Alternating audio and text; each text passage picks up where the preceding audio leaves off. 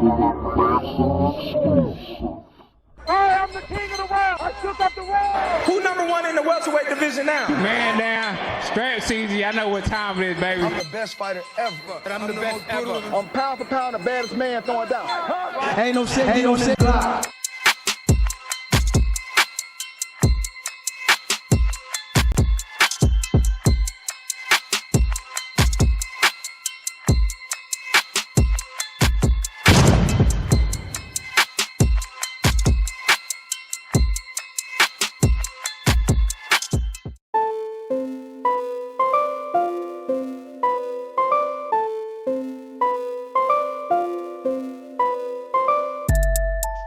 What up, y'all? It's your boy J-Rod with J-Rod's Level Up Boxing TV. What a fight. Oh, man. So, yeah, man, Jake Paul finally had, a match with a really good fighter. Not saying, he hasn't had matches with any real good fighters, but like a real boxer. I believe that last fight that he had with your boy Anderson the Spider Silva. Yes, sir, the Spider. Yeah, man, I believe that last fight he had with him was a pretty good fight.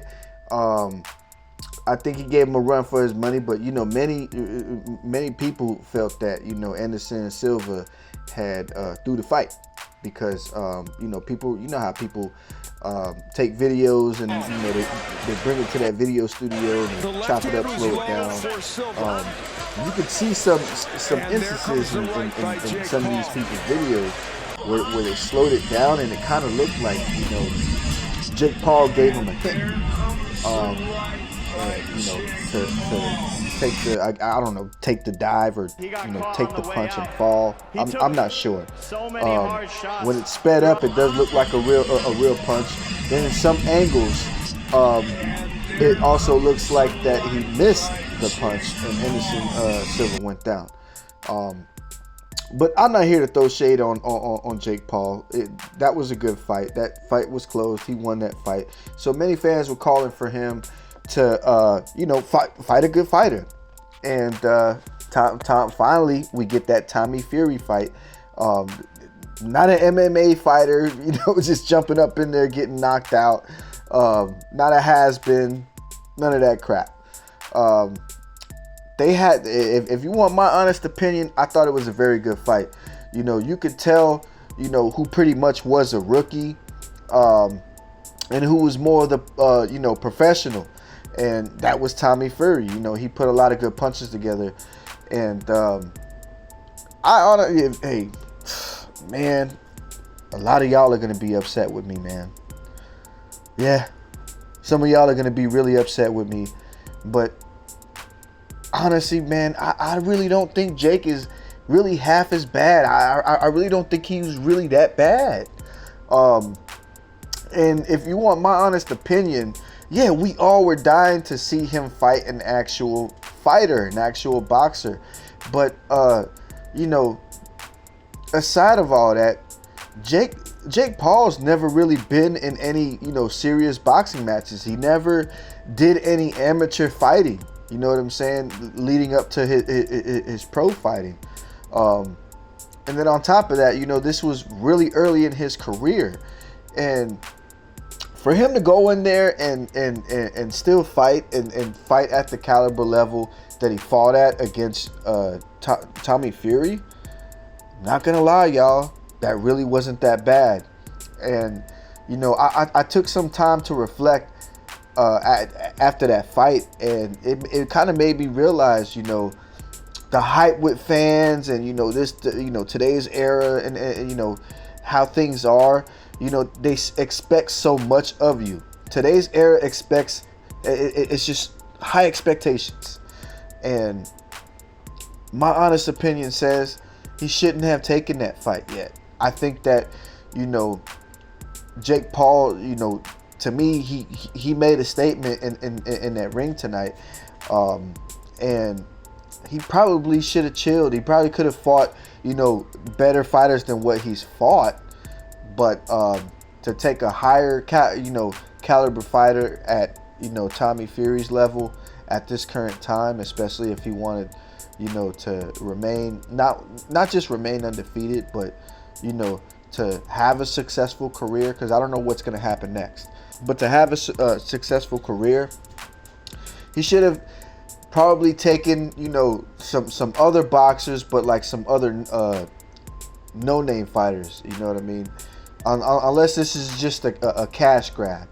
You know, I'm not sure what the pay-per-view numbers is going to be, but if this was just a cash grab, then yeah, you know, he got it out the way. He made his money. Boom, he's gone. But I actually think that, you know, he had something going there. And being that, you know, this was so early in his career, he probably should have had at least about 10 or 15 fights before fighting Tommy Fury. I really think that, you know, it would have made the fight better. There would have been more built up to this fight, especially, you know, having, you know, actual pro boxers under your belt.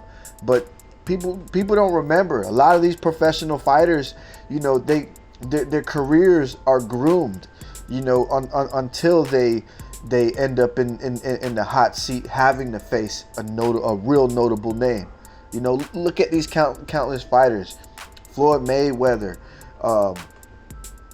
Roy Jones Jr., Bernard Hopkins, Lennox Lewis, Mike Tyson, Ali, you know, so on and so forth. There's too many names to name. But where I'm trying to get at is, you know, he's a really, I honestly think, you know, the performance he put on against Tommy Fury, I thought that was really good. I was really, you know, shocked, you know, to see him land the punches that he landed on Tommy Fury. So yeah, sorry y'all, man. You know, I'm a fan of boxing, and I just had to come over here and keep it real.